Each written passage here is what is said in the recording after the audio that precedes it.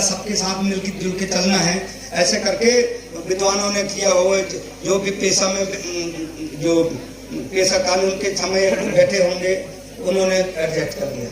लेकिन एक दो हमारे आंखों देखी कचरा डाला जा रहा है इन शेड्यूल्ड एरिया में। वो आंखें देखी कचरा क्या है? नगर पंचायत, नगर पालिका और नगर निगम क्षेत्र, ये अभी भी राज्यसभा में अभी भी लंबित है।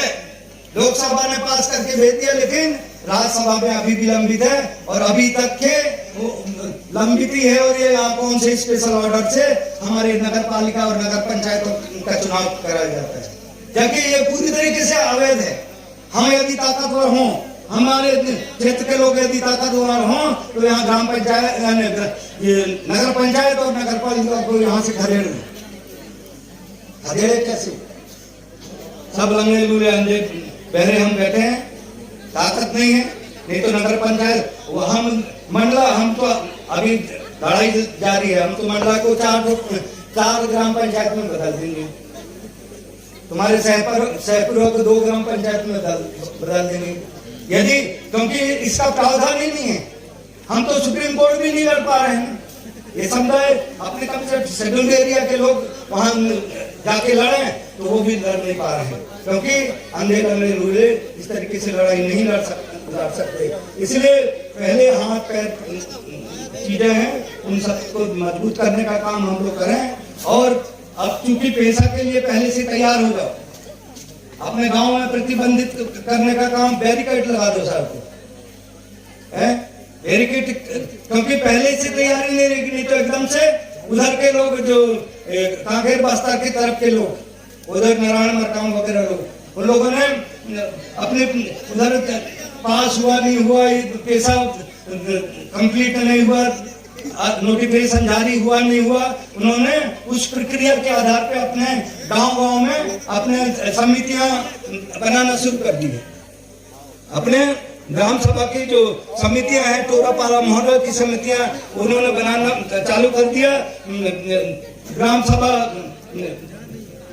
स्वायत्त परिषद टाइप का, और हम अब जिला स्वायत्त परिषद की बात, जिस तरीके से एक बात कही गई है संविधान में कि 6ठी अनुसूची में की तरह 5वीं अनुसूची के जो है पेशा है उसको उसी तरीके से देखना है। तो वहां पर कोष भी हम उस क्षेत्र के मुखिया को हाथ में रहता है, आदिवासियों के हाथ में रहता है, भले ही विधायक उधर रहता है, लेकिन वो जो 275 का जो माद होता है सेंट्रल से, गवर्नमेंट से सीधे वो पैसा कहाँ आता है? आदिवासी क्षेत्रों के लिए आता है 275 का पैसा। तो वो 275 के पैसे को बंदर बांट करके इसी विभाग में उस विभाग में दे दिया जाता है।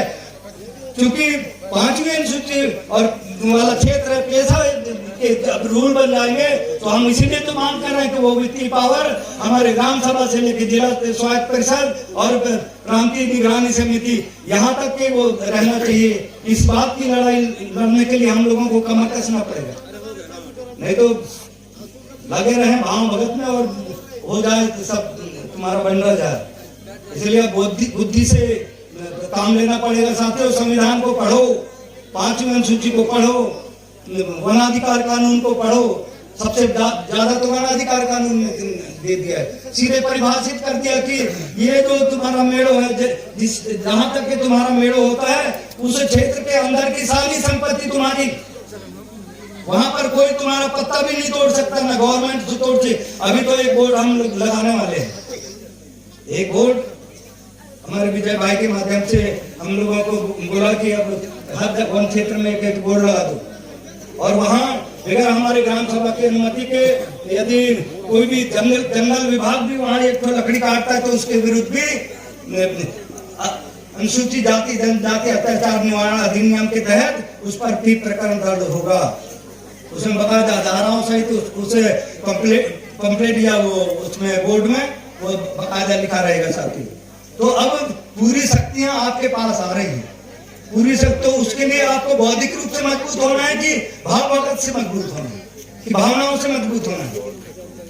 भावना अपनी जगह, भावना का अपना एक दायरा होता है, लेकिन बुद्धि का सबसे ज्यादा दायरा होता है। इसलिए बौद्धिक तरीके से हमको आंदोलन चलाना पड़ेगा, बौद्धिक तरीके से आगे आना पड़ेगा साथियों, तब हम इस देश का, प्रदेश का, सारी दुनिया में अपनी छाप बैठा सकते हैं, अपनी विचारधारा को संचालित कर सकते हैं, अपनी विचारधारा को लोगों को मनवा सकते हैं साथियों। बस और भी बहुत सारी बातें हैं और सामाजिक संगोष्ठी का विषय था। तो आज चूंकि अब ये पुण्यतिथि के अवसर पर उनको, दादा को और कंगाली जी के जो क्रम है, पुण्यतिथि का क्रम, उस क्रम को मनाने सभी साथी पहुंचे हैं। उसी तरीके से मुझे भी यहाँ के लोगों ने आमंत्रित कर लिया था, इसलिए उनके साथ एक चैप्टर और जुड़ा था, इसलिए उस चैप्टर के कारण मुझे इतना बहुत सारी चीजें करना पड़ा। लेकिन याद रखो, इतिहास बनाना है तो इतिहास को जानना जरूरी है। बस इतने कह के मैं अपनी बातों को विराम देता हूँ। जय शिवा, जय जोहार, जय संविधान।